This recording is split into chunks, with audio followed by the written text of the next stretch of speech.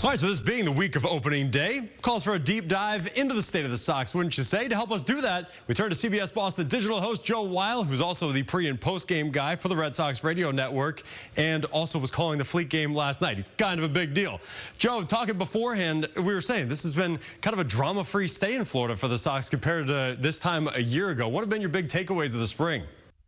Yeah, it's a completely different feel coming out of spring training, right? No Rafael Devers drama. You know, I think the one thing that stood out, Nick, as we head toward the regular season, the start of it, is the WBC Sox. I thought the Red Sox had a great showing in the World Baseball Classic. Wilyer Abreu ends up winning the championship as part of Team Venezuela alongside Wilson Contreras, Ranger Suarez. But the hitters, that outfield, they look great. Jarren Duran had a nice showing with Mexico.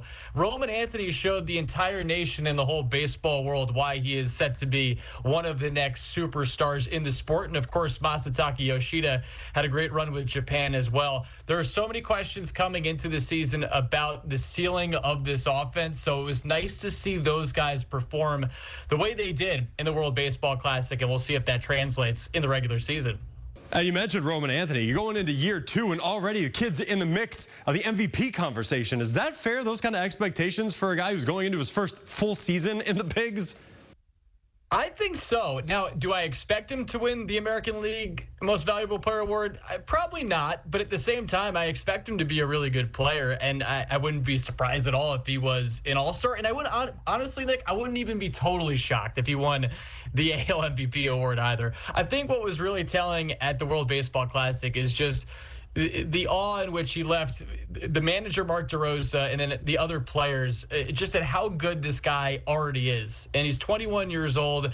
And Alex Cora, who's been around this game for a long time, I mean, he has compared Roman Anthony to a young Juan Soto. And I think the crazy thing about that, too, Nick, is that that's not hyperbolic. I mean, they were both special players at their specific ages. You know, obviously Roman Anthony's 21. Soto's now firmly in his prime, but you look back at the type of player he was with the Nationals at that point in his career, it's a pretty fair comparison. They both have fantastic eyes. I think Roman this year is going to hit for more power. We started to see that right before he ended up getting that oblique injury that sidelined him ultimately for the remainder of the regular season and the postseason. He was starting to kind of figure it out in terms of getting the ball in the air with more lift instead of pounding it into the ground.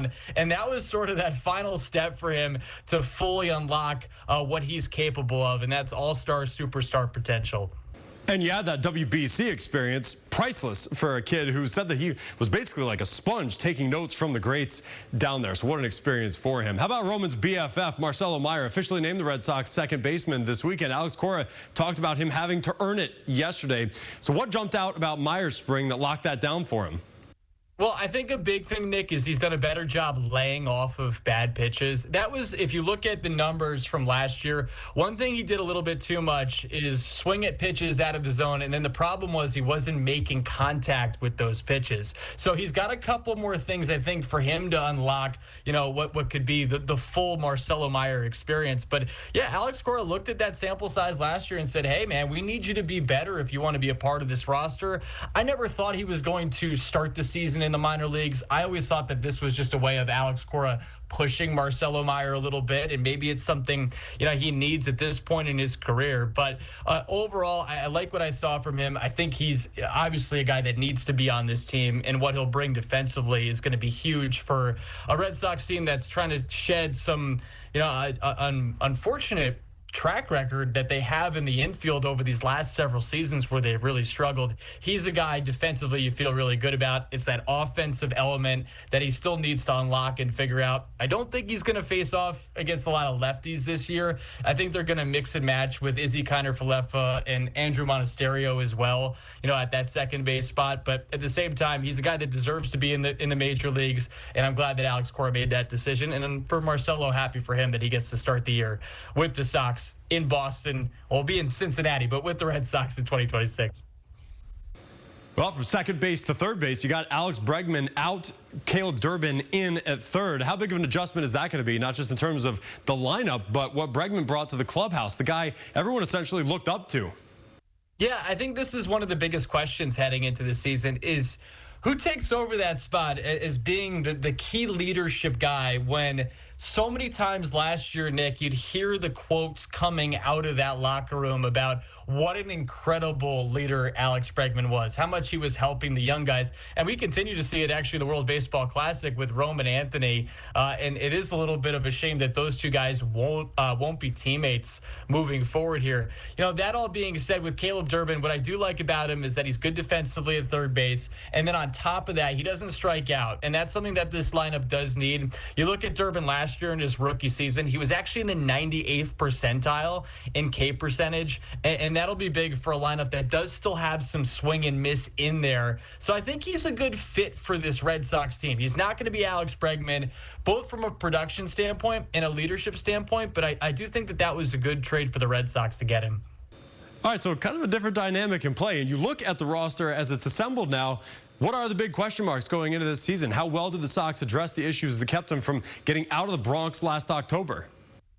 Yeah, it's a mixed bag, Nick, because they ended up going more of the run prevention route, and they add Ranger Suarez, they trade for Sonny Gray and Johan Oviedo, and that rotation is going to be great. I think it really will be one of the best in baseball, and you go into the season, at least preseason-wise, Fangraphs has projected them as the top rotation in the sport. I like the way it all lines up.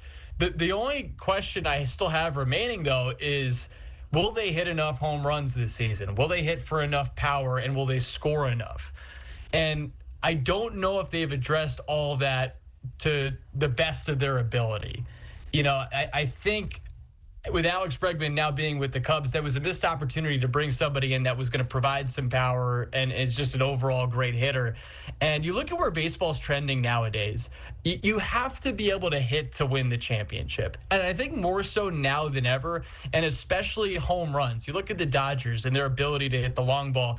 In the NLCS, they took on the Brewers, who had the best record in the sport, but when it came time to play that series in the NLCS, you know, the Brewers, they were in the bottom third in home runs in the sport.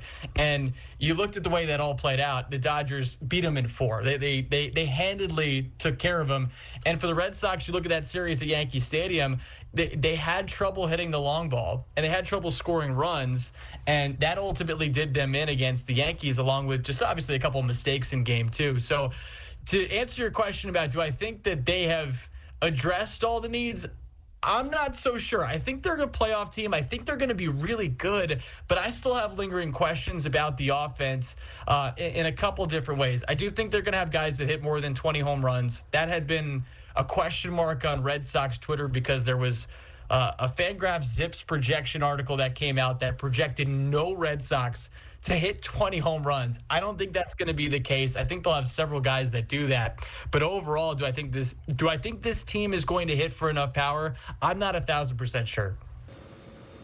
You mentioned pitching. Let's go to the guy at the top, the ace, Garrett Crochet. Kind of a shaky spring for him. Gave up 6 earned to the Braves yesterday in his last start before opening day.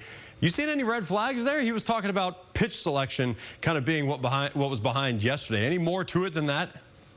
Yeah, I think for guys like Garrett Crochet, they just want to try some things out. And Alex Cora even said it after the game that, you know, he was doing things, especially in 2 strikeouts, that he might not do during the regular season. So, yeah, he had a 7.36 ERA across 4 spring training outings. But I just don't worry, Nick, about Garrett Crochet because I feel like last year he showed the baseball world who he is. And that is one of the best pitchers in this sport. You build a Mount Rushmore of the top 4 starters in Major League Baseball. He has to be on there. I think that the 3 locks there are him, Tarek Skubal, and Paul Skeens, and then you could pick, you know, your 4th outside of those 3.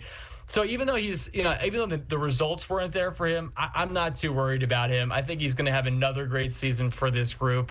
And I think, again, last year he showed what he could do over a full season, which had always been the question. But he showed that he's one of the best pitchers in the sport.